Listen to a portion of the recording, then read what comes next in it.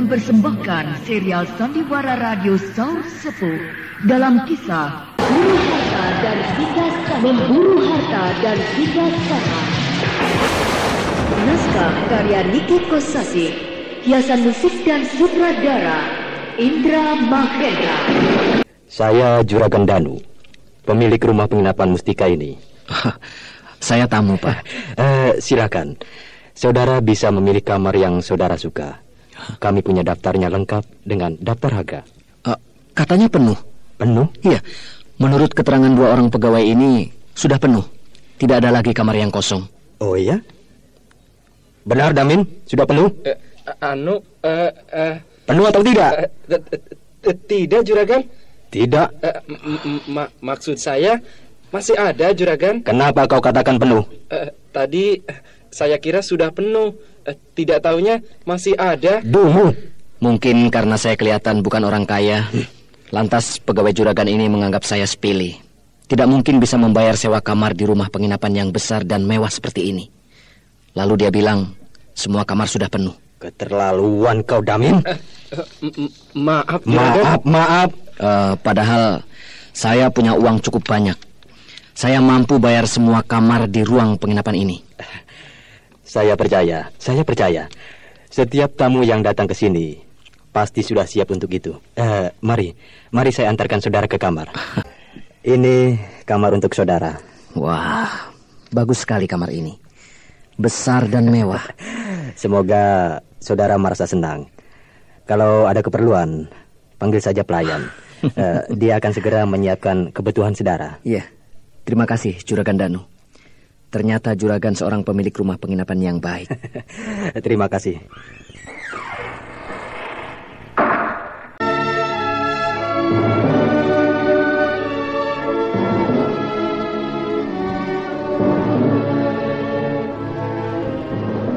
Si Damin dipecat ya? Berdua dengan si Acang. Dua-duanya dipecat? Iya. Si Damin orangnya memang begitu. Suka menganggap enteng orang lain. Iya. Jangankan kepada tamu, sama kita saja sikapnya seenaknya. Iya. Wah. Juragan datang. Duduk. Semuanya sudah kumpul? Sudah. 2 orang pegawai dikeluarkan, Damin dan Acang.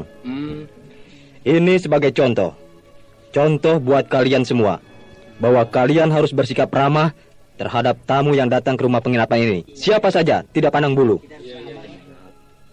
Kalian harus tahu bahwa rumah penginapan ini dulu kecil. Apakah sesudah jadi besar, megah dan mewah seperti sekarang ini harus dikecilkan lagi? Jadi kecil seperti dulu? Nah, kalian harus bekerja keras agar lebih maju dari sekarang. Paling tidak mempertahankan apa yang sudah dicapai seperti sekarang ini. Jangan mentang-mentang maju dan laris, kita bersikap seenaknya. Jangan punya anggapan ala orang-orang berebut ingin menginap di sini. Jadi tidak usah merendahkan diri, sebab mereka yang membutuhkan kita. Ini anggapan yang paling salah. Kalian tahu, lama-lama langganan kita akan kecewa dan pindah ke tempat lain. Lihat, rumah penginapan sekarang bermunculan di mana-mana. Banyak yang sama besarnya, sama megahnya, dan sama mewahnya dengan yang kita miliki ini. Jadi kalau kita tidak bisa mempertahankan mutu, maka kita akan habis, tahu? Cukup. Kalian boleh kembali ke tempat tugas masing-masing.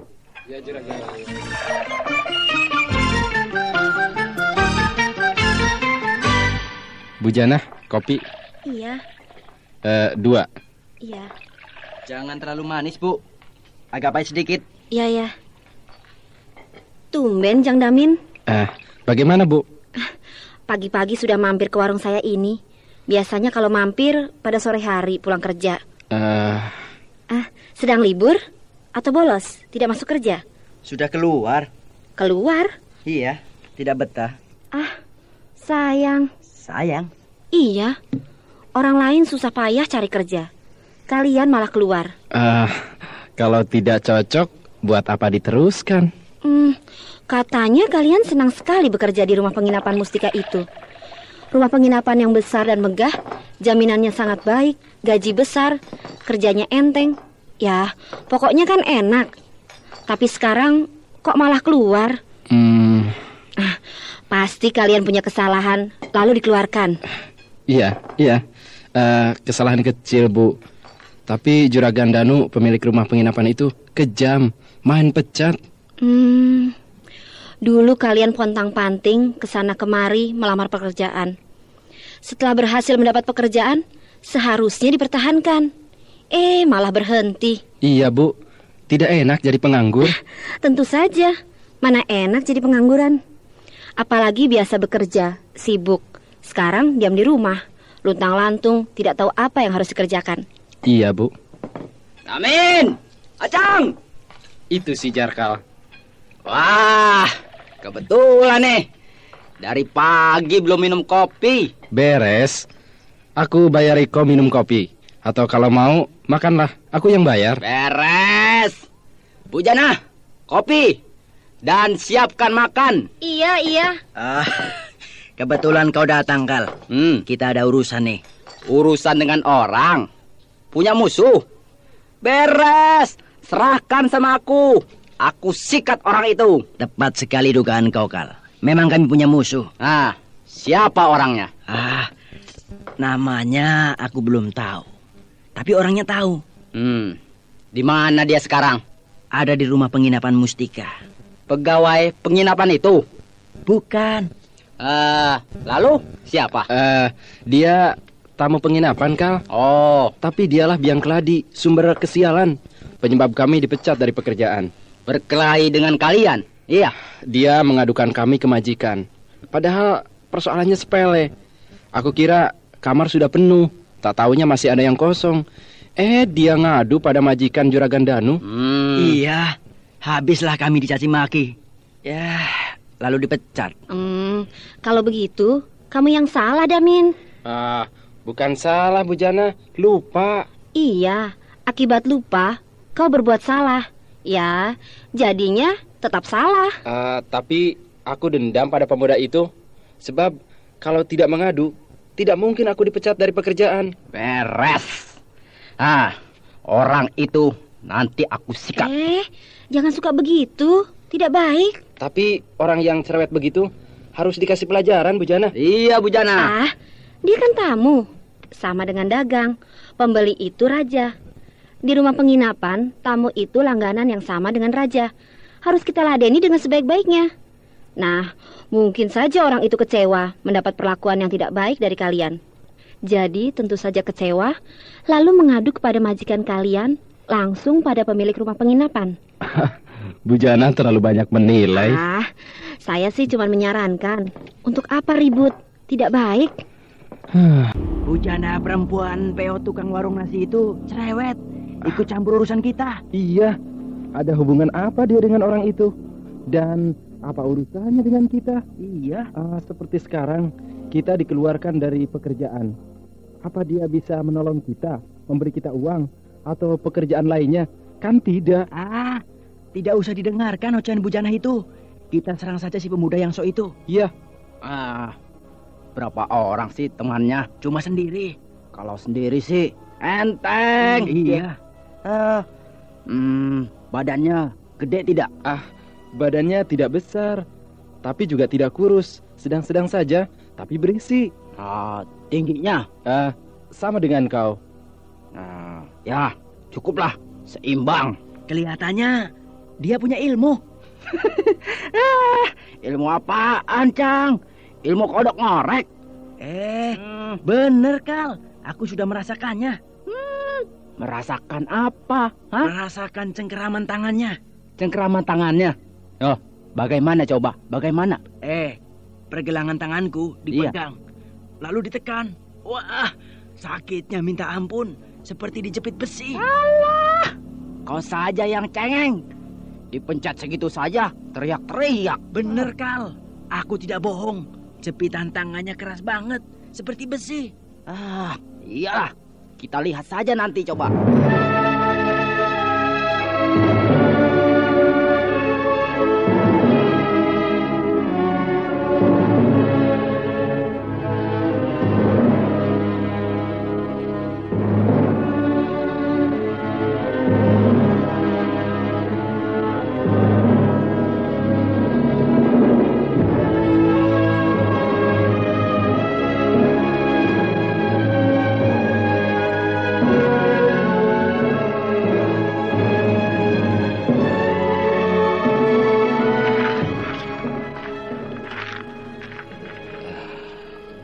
Lumayan juga.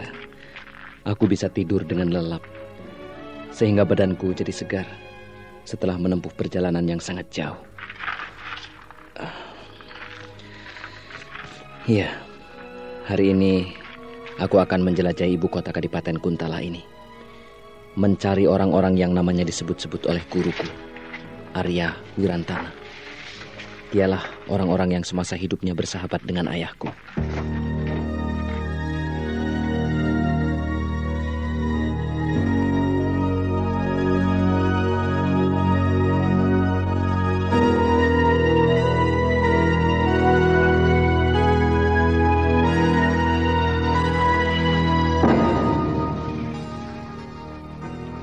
Nah, itu tuh, pemuda itu keluar dari rumah penginapan.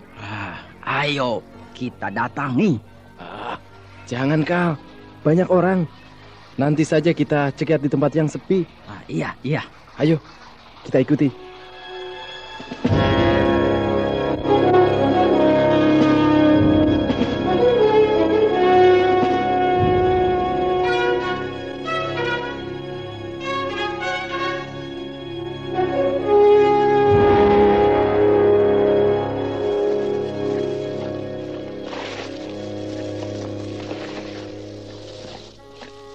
Nah, aku sudah menemukan jalan menjangan. Di ujung jalan ini, rumahnya Paman Arya Sudana. Rupanya ada yang mengikuti aku. Iya, 3 orang laki-laki membuntuti aku berjalan agak jauh di belakang. Tapi siapa mereka? Dan mau apa mereka?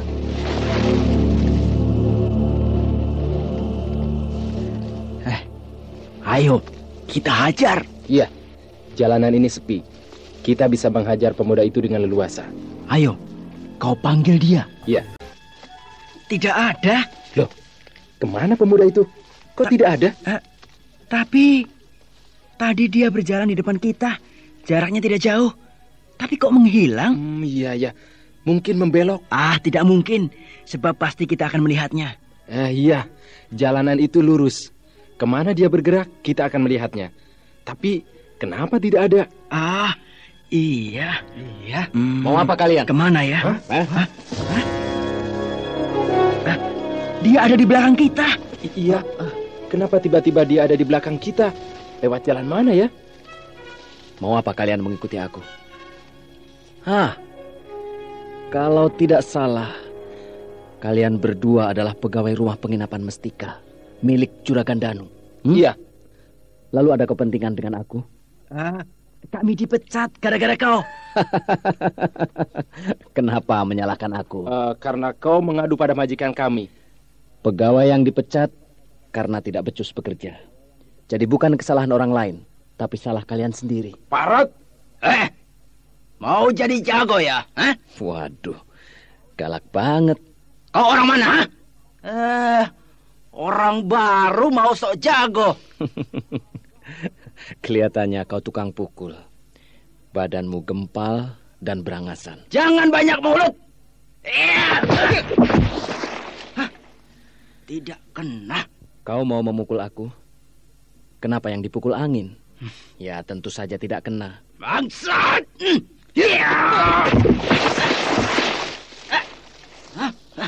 Kok tidak kena lagi? Yang dipukul angin melulu tentu saja tidak akan kena. Bangsat! Sabar dulu. Kau mau memukul hidungku, mulutku, atau dadaku? Lihat dulu yang jelas, baru memukul. Jadi tidak akan memukul angin. Memukul tempat kosong kan tidak enak. Bangsat kau! Rupanya kau punya mainan ya?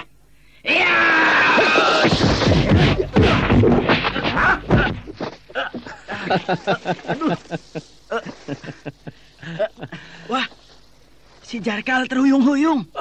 Iya, si Jarkal menyerang dengan keras, tapi tidak kena, cuma menyerang tempat yang kosong. Jadinya dia terdorong oleh tenaga pukulannya sendiri, sampai tersuruk-suruk hampir jatuh. Boleh juga pemuda itu. Pukulan si Jarkal cepat sekali, tapi tidak ada yang kena. Bangsat, kau bisa siat. Murid perguruan mana, hah?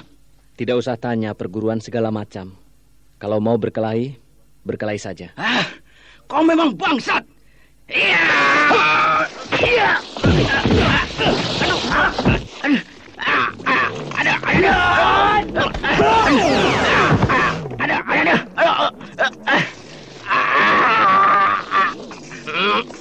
Nah, pergelangan tangan si Jarkal dicengkeram oleh si pemuda itu. Iya, si Jarkal memukul dengan cepat dan keras, tapi tangannya ditangkap, lalu dicengkram. Si Jarkal menjerit-jerit kesakitan.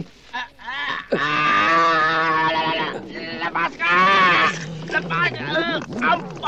Ampun! Lepaskan tanganku! Ampun! Ayo, mau apa kau sekarang? Aku patahkan tangan kau. Sudah. Aku menyerah. Kapok. Aduh. Celana kau basah, kau ngompol. Hah? Saking tidak kuat menahan sakit, si Jarkal ngompol, kencing di celana. Iya. Hei, kalian berdua mau coba juga? Ayo maju. Tidak. Maaf. Kami tidak akan berani lagi. Iya, kami berjanji tidak akan cari gara-gara lagi. Baik. Hah? Dia melompat. Wah, sekali genjot sudah berada di tempat yang jauh sekali. Cepat benar. Celaka. Kita berhadapan dengan pendekar. Iya, pemuda itu ternyata orang sakti. Untung dia masih baik hati. Kalau tidak, kita sudah mampus. Sekali pukul, kepala kita bisa pecah. Aku masih penasaran. Alah, kau cuma omong besar. Buktinya pukulanmu satu pun tidak ada yang kena. Malah kau yang berteriak-teriak kesakitan. Payah kamu. Bener nggak kataku? Cengkeraman tangannya keras sekali, seperti jepitan besi. Nah, coba kalau dia jahat. Pergelangan tangan kau bisa remuk. Aku akan panggil si Dirja. Dia jagoan, ilmunya banyak. Alah, sudahlah. Lupakan saja. Pemuda itu bukan lawan kita. Masa bodoh. Pokoknya, aku masih penasaran. Kalau begitu, terserahlah. Tapi jangan bawa kami. Penakut. Wajar. Takut kamu? Wajar kalau kami takut. Sebab pemuda yang tadi itu benar-benar jagoan. Tidak seperti kau, cuma ngomong gede, buktinya tidak ada. Aku hajar kalian. Berani kamu? Iya. Jangan lari kamu.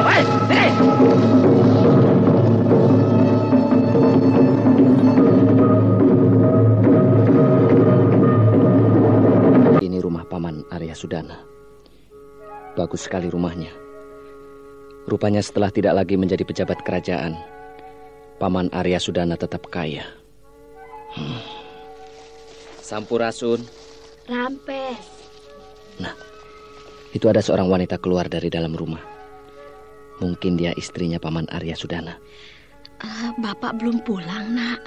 Biasanya kalau pulang nanti sore. Bapak, apakah ibu istrinya Paman Arya Sudana? Arya Sudana? Iya.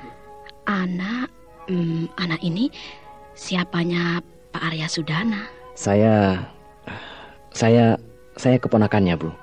Keponakannya? Kenapa ibu seperti yang bingung? Siapa namamu, Nak? Nama saya Permadi. Apakah Nak Permadi tinggal di Kadipaten Kuntala ini, ataukah di tempat lain yang jauh begitu? Mengapa ibu bertanya begitu? Sebab, mengapa Nak Permadi tidak tahu? Tidak tahu. Tidak tahu apa, Bu? Pamanmu, Paman Arya Sudana kan sudah meninggal. Meninggal? Ya, sudah lama, Nak. 5 tahun yang lalu. Kenapa saya tidak tahu? Ya, selama ini saya tidak pernah berhubungan dengan beliau, sehingga tidak mengetahui keadaannya. Tinggal di mana, Nak Permadi, sehingga tidak mengetahui keadaan pamannya sendiri? Saya tinggal di Desa Kalangkang, wilayah Kademangan Kelapa Nunggal.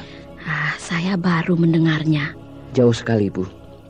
perjalanan ke sini 3 bulan. Pantas Nak Permadi tidak mengetahui keadaan paman di sini. Lalu ibu ini apakah istrinya Paman Arya Sudana? Bukan, Nak. Suami saya Wiranta, biasa dipanggil Pak Wiran. Oh, lalu di manakah istrinya Paman Arya Sudana? Apakah, maaf, sudah meninggal juga? Belum Nak, belum meninggal. Tapi sudah pindah 1 tahun setelah Pak Arya Sudana meninggal. Istri dan anak-anaknya pindah tidak jauh, ya, di Jalan Madukara. Oh, baiklah, Bu. Saya akan ke Jalan Madukara. Oh ya, di sebelah mana itu, Bu? Di sebelah timur alun-alun ada pasar besar. Nah, di belakang pasar itu rumahnya, Nak. Baik, Bu. Terima kasih. Iya, Nak. Paman Arya Sudana sudah meninggal. Sama sekali aku tidak menduga. Guru pun tidak tahu. Sebab kalau tahu, tentu mengatakan kepadaku. Oh iya, kenapa aku tidak bertanya kepada Ibu Wiran tadi? Meninggalnya karena apa? Apakah bertarung atau mungkin juga karena sudah tua, sudah waktunya meninggal. Sebab ketika aku masih bayi, katanya Paman Arya Sudana sudah tua.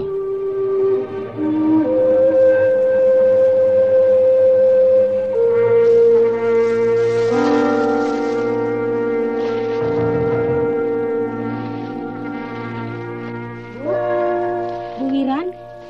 Bu Tama. Tadi itu siapa? Pemuda yang barusan berbicara dengan saya. Iya. Keponakannya Pak Arya Sudana, Bu.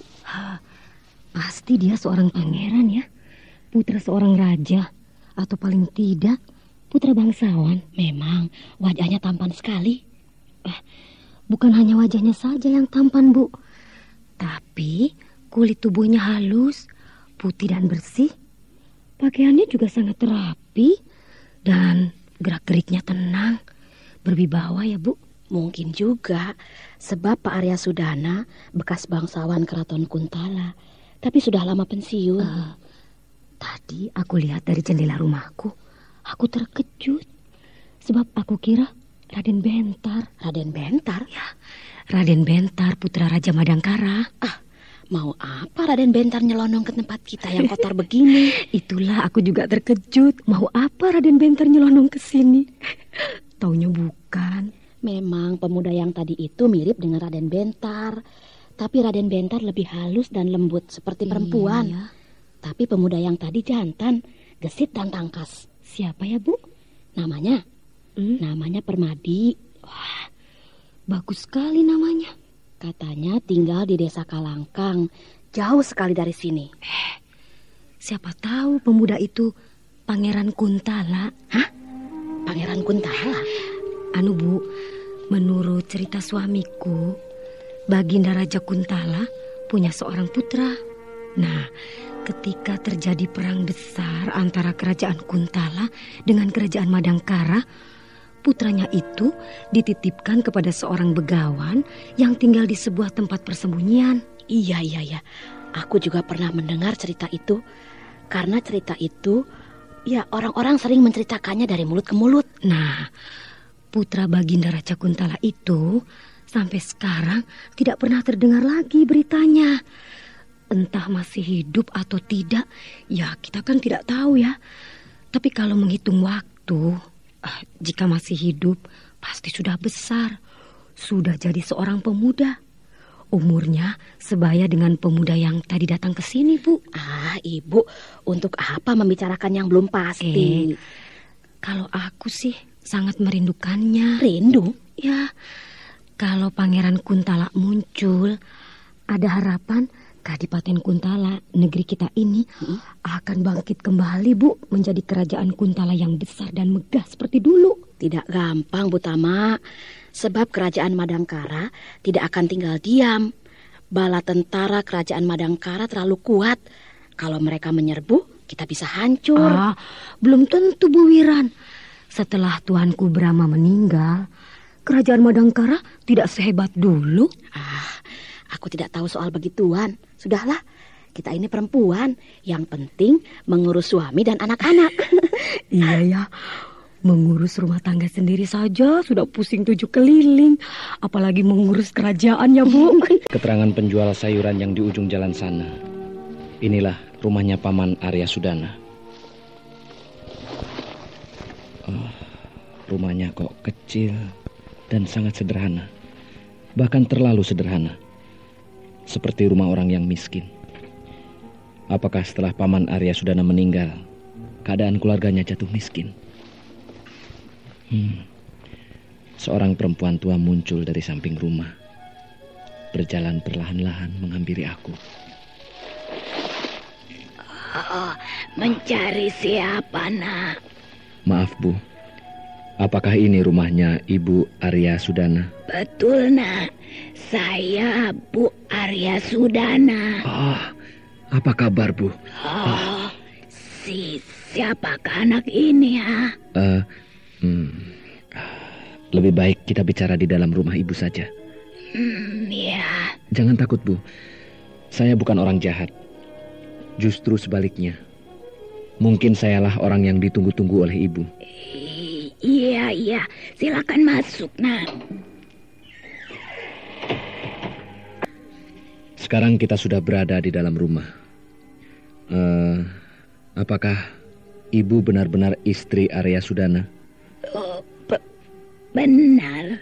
Tolong, Bu, jawab yang tegas. Karena hal ini sangat penting artinya bagi saya. Anak ini siapa? Mengapa bertanya seperti itu pada saya? Nanti Ibu juga akan tahu siapa saya. Dan maaf, saya harus meyakinkan dulu dengan siapa saya berhadapan. Sebab saya harus berhati-hati. Tidak boleh terjebak masuk perangkap lawan. Maaf, Bu. Jangan takut. Saya tidak akan mengganggu Ibu. Kalau Ibu ternyata bukan istri Arya Sudana, saya tidak akan apa-apa. Saya akan keluar dengan baik-baik. Kalau memang itu yang anak kehendaki, saya berkata dengan sesungguhnya bahwa saya istri Arya Sudana. Iya, tapi nama Arya Sudana banyak sekali. Nah, suami Ibu Arya Sudana yang mana? Suami saya bekas seorang tumenggung.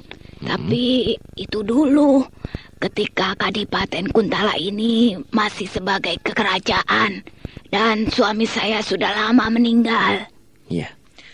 Waktu suami Ibu jadi tumenggung, siapakah yang jadi raja di kerajaan Kuntala? Prabu Sisik Gading, termasyhur dengan gelar Sri Baginda Raja Kuntala. Ibu, tidak salah lagi. Ibulah yang saya cari. Siapakah anak ini? Sayalah putra Prabu Sisik Gading. Putra Prabu Sisik Gading? Ya, sayalah Raden Permadi, putra tunggal Baginda Kuntala.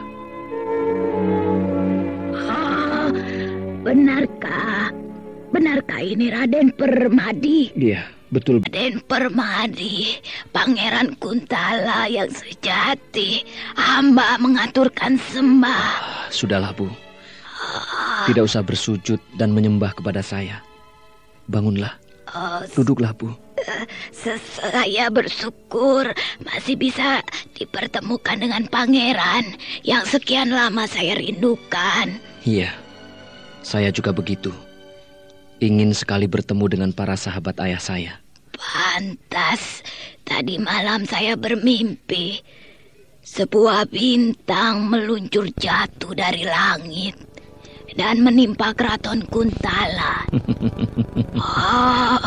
Wajah pangeran sangat tampan, mirip dengan Ibunda Gusti Permaisuri Dewi Arti.